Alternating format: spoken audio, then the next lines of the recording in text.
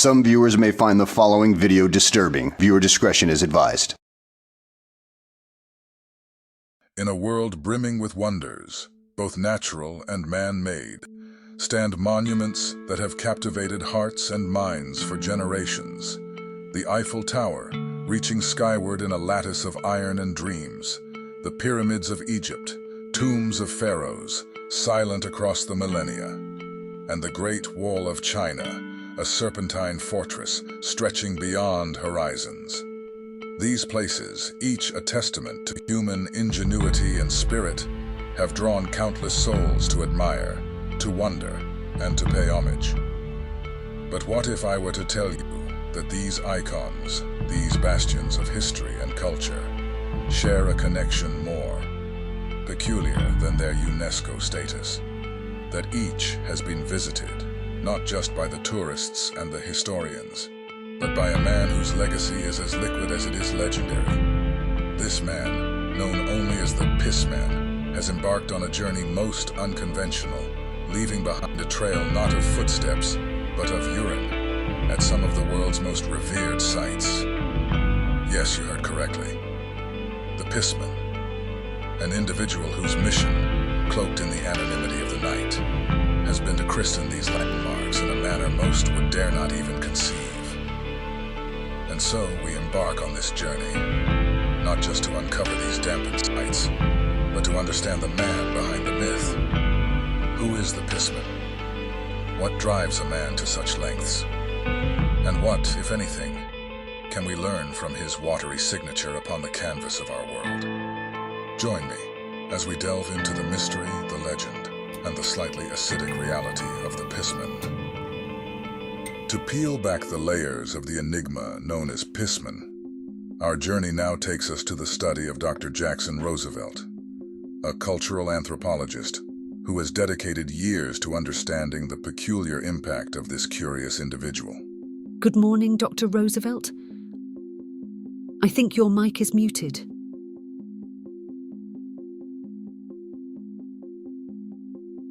Oh, fuck. Sorry about that. That's okay. So what can you tell us about Pissman? The first thing people need to understand is that Pissman isn't some urban legend. He's an actual person whose actions have caused millions of dollars in damage to culturally significant items. With larger landmarks, the issue is more about public indecency. But the real problems arise when you consider more delicate items. For example, the mummies in the British Museum. After his deed, we had to dispose of part of the collection. How have the authorities responded to the situation? From what I understand, the police have had a hard time catching him, especially the French police, who are eager to apprehend him after the destruction of the Mona Lisa. The Mona Lisa? But isn't it still on display in the Louvre? Technically, no. What's on display is a very good copy. The real one was destroyed 2 years ago. What a revelation. Why isn't this public knowledge?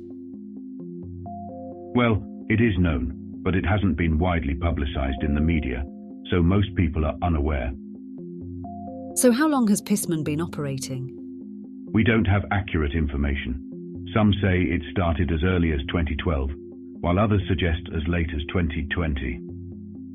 But by our calculations, it's most likely around the year 2018. What are the cultural impacts of Pissman, and what kind of public reaction has he had? Initially, Pissman wasn't a well-known figure. There were supposedly videos of him urinating on more easily accessible sites, like the Eiffel Tower. But because these videos were spread on anonymous chat boards and multiple copycats later filmed their own versions, we haven't been able to confirm his identity. These days, he just leaves his mark and doesn't film it. Around 2022, his actions became more publicly known because of the police asking for public help. Reactions have varied. The older generations were upbeat, but some of the younger folks actually showed a lot of support.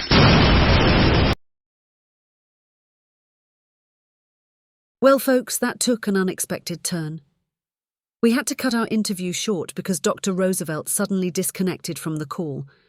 At first, we were concerned about technical difficulties, which, given the earlier part of our conversation, wouldn't have been surprising. But what happened next was truly beyond anyone's imagination. Shortly after we lost connection, we received word that there had been an incident at Dr. Roosevelt's location. It appears his apartment was struck by a stray missile, one that had been intended for a target in Ukraine. The odds, the sheer improbability of such an event leaves us grappling for words, but the revelations didn't stop there. As we dug deeper, seeking to understand more about Dr. Roosevelt and how we might assist him, we uncovered a truth as bizarre as any twist in the Pissman saga. Dr. Jackson Roosevelt, the cultural anthropologist who provided such insightful commentary on Pissman's impact, wasn't a doctor at all. In fact, Roosevelt wasn't even his real name. He was a Polish janitor working at a university who had leveraged his access to the university's computers to fabricate his doctoral credentials. Although Dr. Roosevelt wasn't the academic authority we presumed, his contributions were not without merit. His information, much to our surprise, held a kernel of truth, leading us to a pivotal clue: the French police force.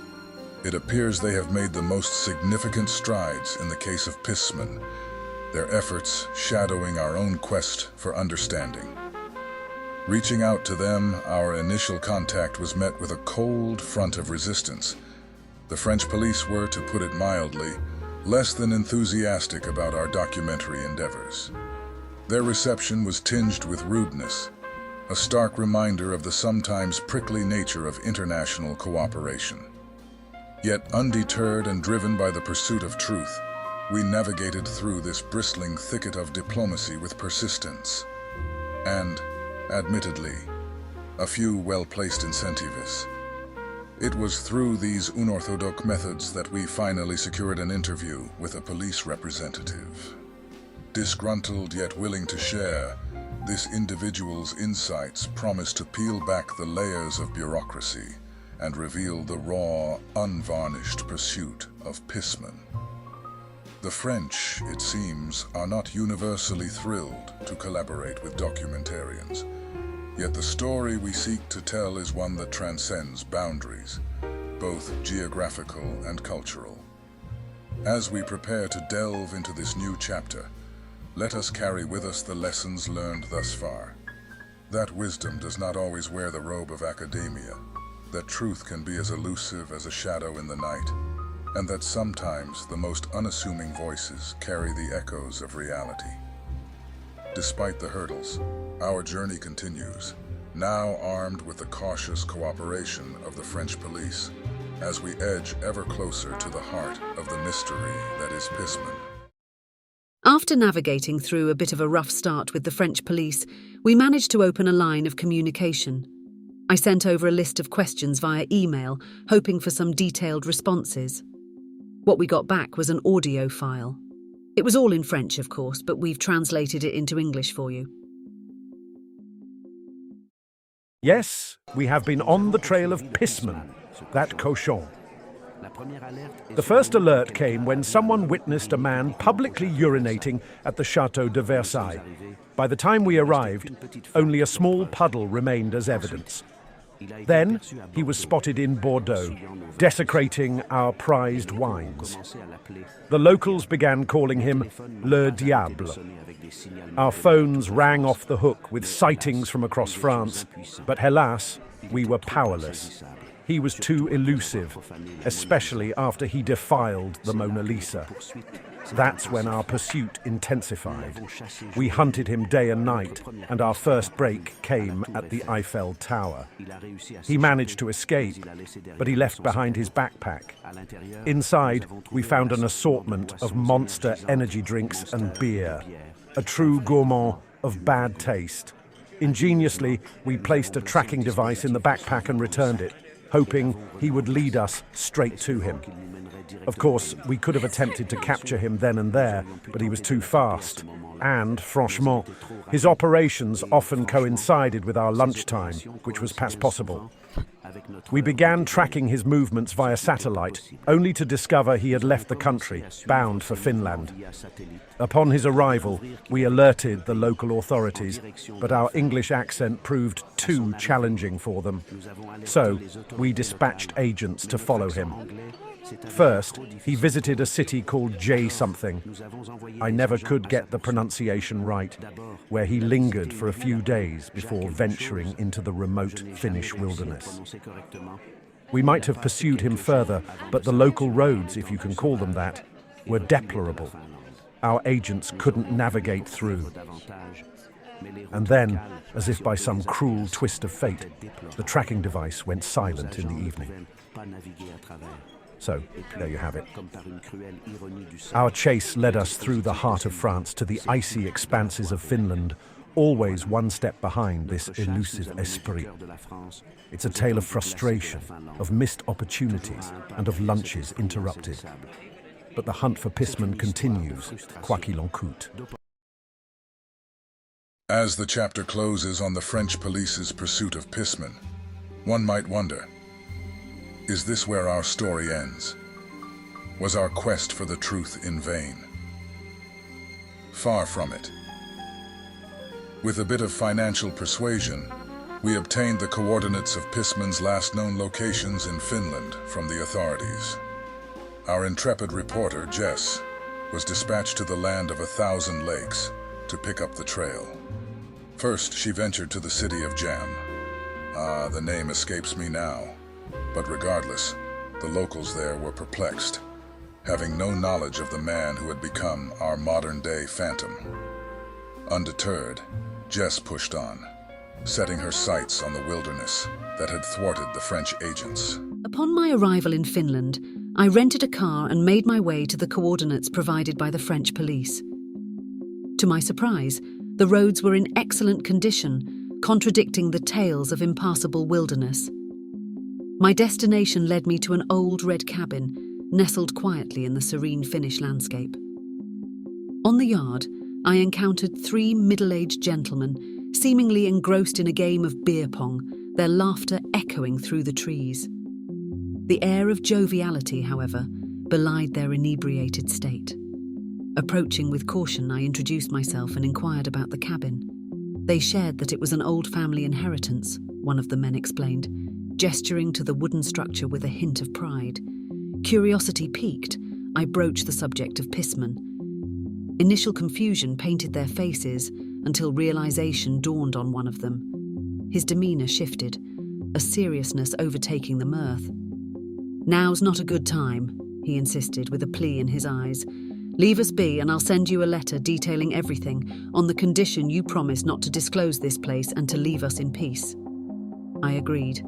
The promise of answers, however delayed, was enough.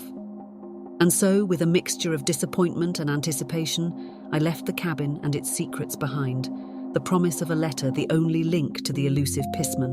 Jess's long-awaited letter, though poorly written and challenging to decipher, finally sheds light on the origins and tumultuous journey of the man known as Pissman. Here's a refined version of the letter's contents for clarity and impact. Dear Jess, the individual you've come to know as Pissman wasn't always the figure of notoriety he is today. Once, he was just a regular guy, an old friend of ours. You might be curious about what sparked his drastic transformation. Let me explain. It began with a seemingly innocuous competition between us over who could acquire a Fender Stratocaster guitar, with both of us coveting the prized instrument over a lesser squire. My friend, now known as Pissman, emerged victorious, purchasing the Fender outright. He took great pride in his win, frequently boasting about it and proclaiming his eventual rise to rock stardom. While he dedicated himself to practice, achieving a decent level of skill, his ambition to form a band never resonated with me, as I was settled in a good job and had moved beyond such dreams. His path diverged further when he started associating with a dubious character named Timu. It was through Timu that he was introduced to a strange drug called Jenkem, marking the point of no return.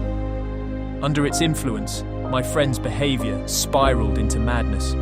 His visits to our cabin became intolerable, marred by his insistence on urinating everywhere, a bizarre fixation that escalated into an obsession. Eventually, we had no choice but to distance ourselves from him, a decision cemented by his unexpected lottery win of €500,000. Flush with cash, he embarked on a global journey, giving birth to the legend of Pissman. After years of silence, he reappeared at our cabin 2 months ago, frantic and paranoid about the French authorities pursuing him. In a moment of madness, he discarded his beer, clothes and backpack into the lake and fled into the forest at a breakneck speed. Despite our attempts to follow, he vanished without a trace. Local police, aided by search dogs, have found no sign of him, leading us to fear the worst. That, Jess, is the tragic tale of the man you seek. I implore you, let this story rest and grant us, and him, peace.